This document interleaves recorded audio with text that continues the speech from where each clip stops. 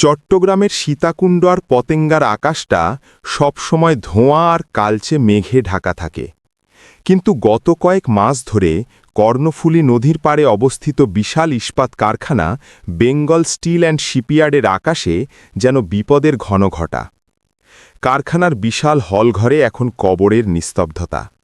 প্রায় ৩০০ কোটি টাকা ব্যয়ে রাশিয়া থেকে আনা এক অত্যাধুনিক হাই ব্লাস্ট ফার্নেস বা লোহা গলানোর চুল্লি এখন এক বিশালাকার লোহার স্তূপে পরিণত হয়েছে। এই দানবীয় যন্ত্রটি চালু করলেই ভেতর থেকে অদ্ভুত নীল রঙের আগুন বের হয় এবং গলিত লোহাগুলো পাথরের মতো শক্ত হয়ে মাঝপথে আটকে যায়। কারখানার মালিক আহসান চৌধুরী গত কয়েক সপ্তাহ ধরে ঠিকমতো চোখের পাতা এক করতে পারেননি। এই প্রজেক্টের উপর নির্ভর করছে ৪,০০০ শ্রমিকের বেতন আর ব্যাংকের কয়েকশো কোটি টাকার ঋণ। যদি এই ফার্নেস আজ চালু না হয় তবে আগামীকাল ব্যাংক পুরো কারখানা সিল করে দেবে। আহসান চৌধুরী দেউলিয়া হয়ে রাস্তায় নামবেন। বিদেশ থেকে আনা নামিদামি ইঞ্জিনিয়াররা তাদের ল্যাপটপ, লেজার সেন্সার আর জটিল সব ডাটা নিয়ে পড়ে আছেন। তাদের মতে চুল্লির ভেতরে গ্যাসের চাপে কোনো অতিপ্রাকৃত গোলযোগ আছে। তারা কয়েক কোটি টাকার নতুন পার্টস লাগানোর পরামর্শ দিয়েছেন, কিন্তু ফলাফল সেই শূন্য। এই বিশাল কারখানার পেছনের গেটে, যেখানে পরিত্যক্ত লোহার টুকরো আর কয়লার পাহাড় জমানো থাকে, সেখানেই একটা টিনের চালার নিচে থাকত ১৮ বছরের এক কিশোর ফটিক। ফটিকের মা এই কারখানায় ঠিকা শ্রমিকের কাজ করতেন।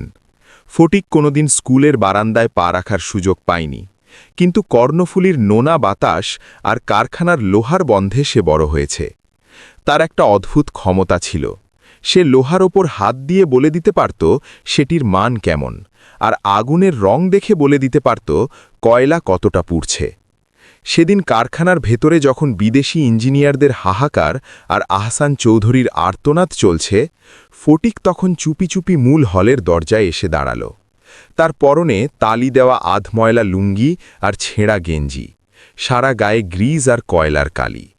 সে দেখছিল কিভাবে বড় বড় সাহেবরা ওই দানবীয় চুল্লিটার সামনে অসহায় হয়ে দাঁড়িয়ে আছেন।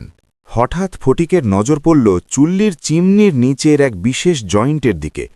সে অস্ফুট স্বরে নিজের মনেই বলে উঠল, আরে, যন্ত্রটা তো দম আটকে মরছে, ও তো নীল হবেই। পাশে দাঁড়িয়ে থাকা এক বন্দুকধারী গার্ড ফটিকের কলার চেপে ধরল। এই টোকাই, এখানে কি করছিস? ভাগ এখান থেকে।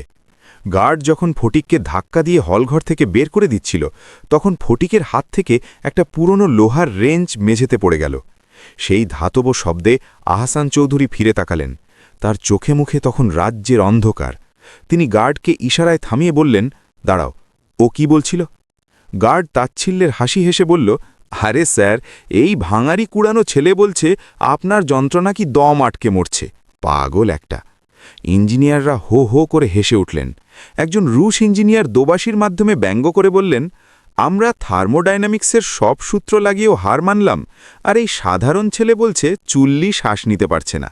এটা কি জ্যান্ত মানুষ নাকি? ফটিক মাথা নিচু করে দাঁড়িয়েছিল, কিন্তু আহসান চৌধুরীর তখন ডুবন্ত মানুষের খড়কুটো আঁকড়ে ধরার মতো অবস্থা। তিনি ফটিকের কাছে এগিয়ে গেলেন। ফটিকের চোখের দিকে তাকিয়ে তিনি এক অদ্ভুত স্থিরতা আর আত্মবিশ্বাস দেখলেন। তিনি নিচু গলায় জিজ্ঞেস করলেন, তুই কিভাবে বুঝলি ও শ্বাস নিতে পারছে না? ফটিক আঙুল দিয়ে চুল্লির নিচের একটা মোটা পাইপের দিকে ইশারা করল। স্যার, আপনাদের ওই বড় বড় কম্পিউটারগুলো শুধু দেখছে ভেতরে কি হচ্ছে, কিন্তু আমি শুনছি বাইরে থেকে বাতাসটা ঢোকার সময় একটা অদ্ভুত শীষের মতো আওয়াজ করছে। বাতাসটা সোজা না গিয়ে লোহার দেওয়ালে ধাক্কা খাচ্ছে। আগুন যখন ঠিকমতো বাতাস পায় না, তখন সে নীল হয়ে গোঙায়। ইঞ্জিনিয়াররা আবার হাসতে চাইলেন, কিন্তু আহসান চৌধুরী হাত তুলে তাদের থামিয়ে দিলেন। তিনি বললেন, শোন ফটিক, আমি তো সব হারিয়েই বসে আছি। যদি তোর কথা ঠিক হয় তবে তোকে আমি যা চাইবি তাই দেব, কিন্তু যদি তুই আমাদের সময় নষ্ট করিস তবে তোকে আর তোর মাকে এই চট্টগ্রাম শহর ছাড়তে হবে। রাজি? ফটিক মাথা নেড়ে রাজি হল। তার কোনো ল্যাপটপ ছিল না, ছিল না কোনো দামি সেন্সার। সেই শুধু চাইল কয়েক বস্তা সাধারণ বালি আর এক বালতি পোড়া মবিল। সবাই ভাবল ছেলেটা হয়তো কোনো তুকতাক করবে, কিন্তু ফটিকের পরিকল্পনা ছিল খাঁটি অভিজ্ঞতার। সে জানত যে চুল্লির ভেতরে যাওয়ার পাইপের কোথাও একটা সূক্ষ্ম ছিদ্র বা ফাটল আছে, যেখান দিয়ে বাতাস বেরিয়ে যাচ্ছে, যা চোখে দেখা অসম্ভব। রাত তখন গভীর, কারখানার নিস্তব্ধতার মাঝে ফটিক চুল্লির পেছনের পাইপলাইনে হাত বুলিয়ে হাঁটতে শুরু করল। সে পাইপের গায়ে কান পেতে শুনছিল। হঠাৎ এক জায়গায় এসে সে থমকে দাঁড়াল। সেখানে সে পোড়া মবিলের প্রলেপ লাগিয়ে দিল এবং তার ওপর বালি ছিটিয়ে দিল।